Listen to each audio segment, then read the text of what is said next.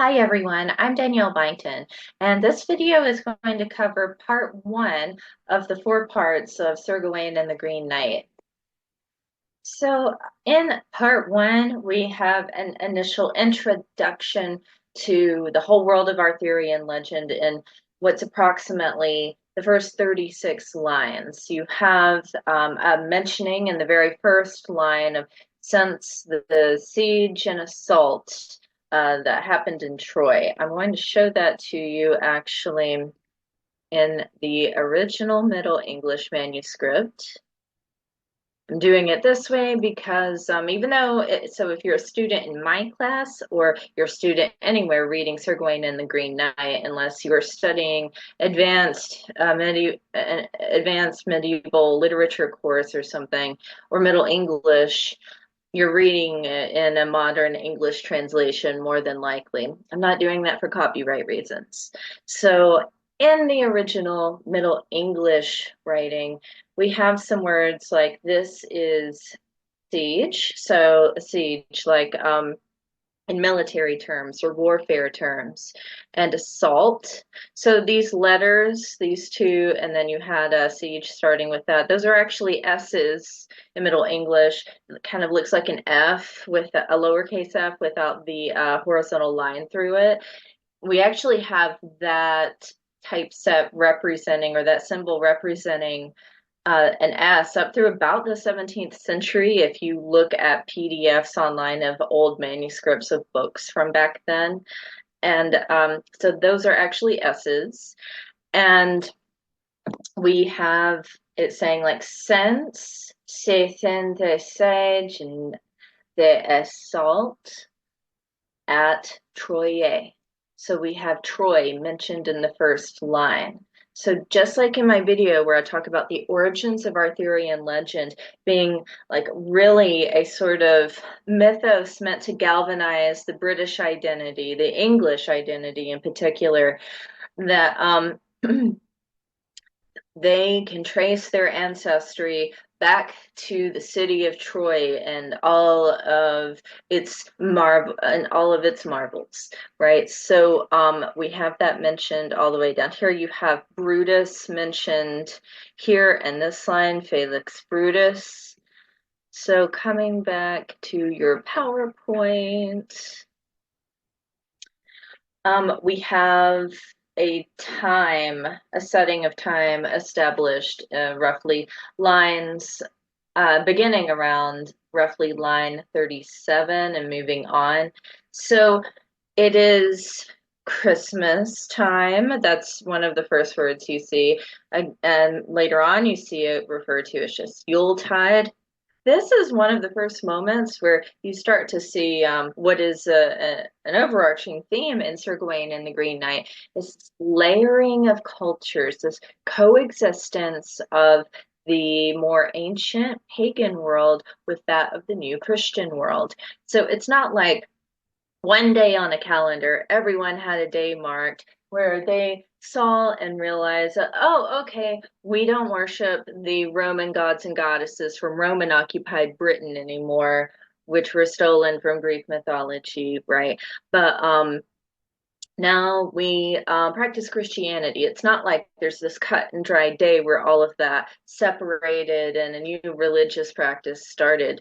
So for a long time, these things overlapped, and they didn't just overlap like layers, like digging down to like, oh, here's a new layer, the other one ends. They're really more like they're interlaced. And that's why, today you have so many kind of commonalities and parallels between Christian celebrations that really echo those that were celebrated in from the pagan religions, like Easter and Ishtar, and the spring equinox and so on. So when they are another thing when they're talking about Yuletide and Christmas season here, and then they talk about it being a new year, their calendars were not like what we use now, not like a Gregorian calendar. So the start of the year is different. The amount of time in the year is a little different. Um, their idea of Christmas and Yule really kind of blurs into the beginning of January. That's why if you've ever studied Shakespeare's play Twelfth Night, and if you're a student in my class, you will be.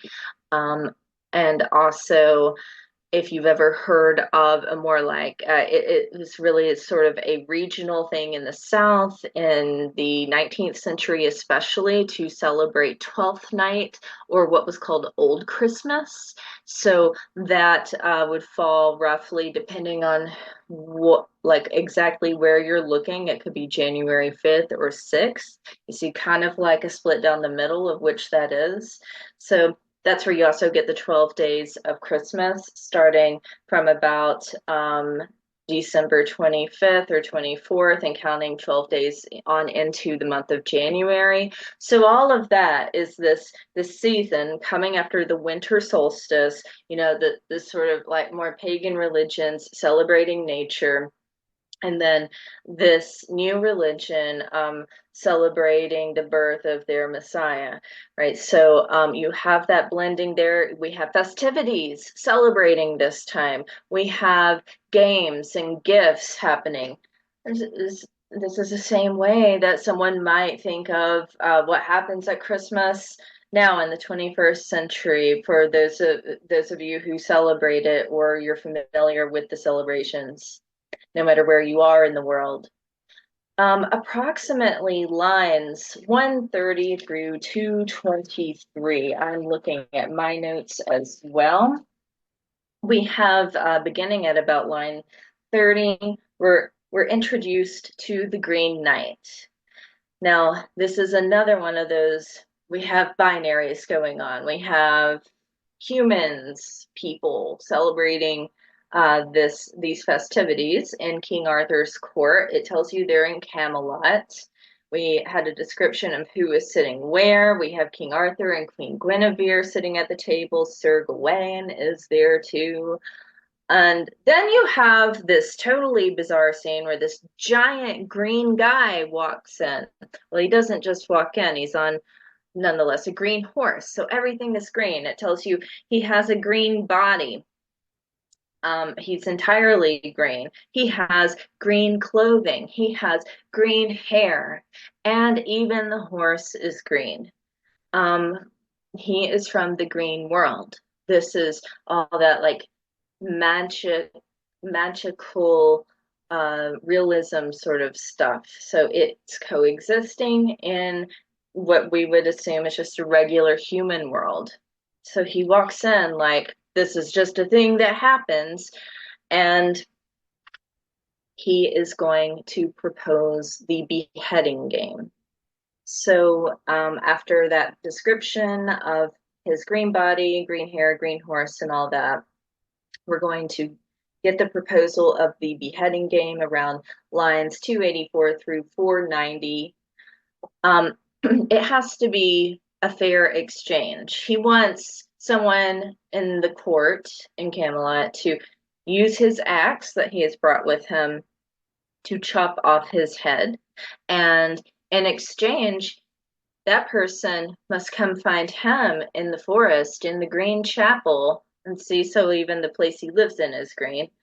And they must allow him 1 year later to cut off their head, or rather, at least swing the axe at their neck. And this sounds really ludicrous, right? Like, well, if you're going to cut off his head, how's he going to live to tell the tale? How's he going to live for you to find him 1 year later and you allow him to swing the axe at your neck? So Sir Gawain is wanting to prove himself to his uncle, King Arthur, and steps up to take this challenge from the Green Knight. And in all the magical green world kind of ways, when Sir Gawain swings the axe, he cuts off the Green Knight's head. The Green Knight just picks his head up and he's still talking. It's like, hey, mate, see you in 1 year, and rides off into the sunset, basically. So that's not maybe the kind of outcome he was expecting, but that's how it plays out because that is how we have that the weird, strange, peculiar things happening in the normality of this human world. Another detail mentioning that axe. You could associate this with either that bottom bullet point or the one above it I have about the Green Knight's physical description. So when he showed up, and you have that description of his green clothing and his green hair and the green horse, it makes a point to mention to you that he is wearing no armor. That is approximately around lines two, starts around 203.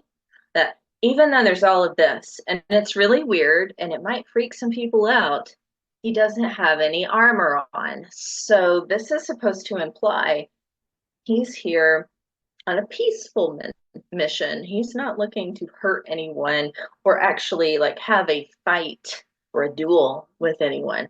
This is just a regular Yuletide slash Christmas season game.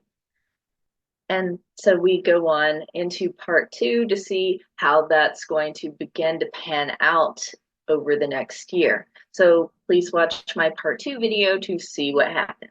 Thanks for watching.